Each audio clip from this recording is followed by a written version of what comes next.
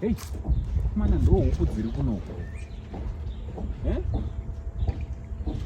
Haidzi huku hombe. Vanoti ma-ostrich. Awa ma-ostriches. Mwaziva kuti guys zvakangonaka kuti upote uchitora vana vako vapote vachiuya vachionawo zvinhu zvakaita sema-ostrich.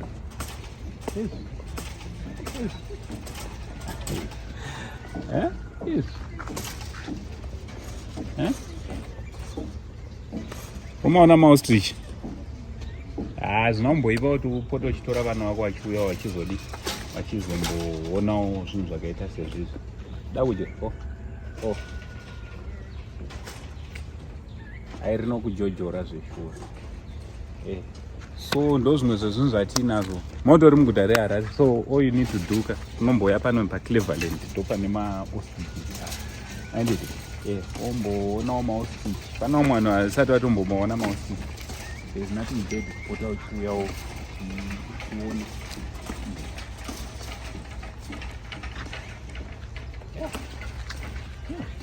And don't face it. It's in a pink. This one is a male one. A black is near a pinky. And that one is a female.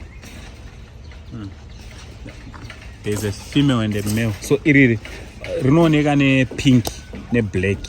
Mona kuti rakatosiyana. Male rachona rine rakanyanyoita kuchena. So and then female ndo iri. This one the black ndo male. Rine pink munomu nepameso. Then iri rakaita dark. This one is a female. Ona ostrich makumbo aro rakaita sei? Rine zvigumwe 2 chete. Ostrich inongoita 2 zvigumwe. So tiri kure kudai wanzi rinoita almost 2 years riri kure chezvaro. Mana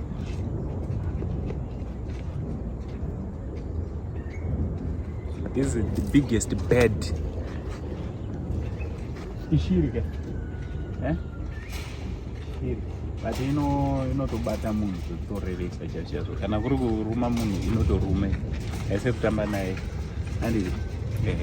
As we promote domestic tourism.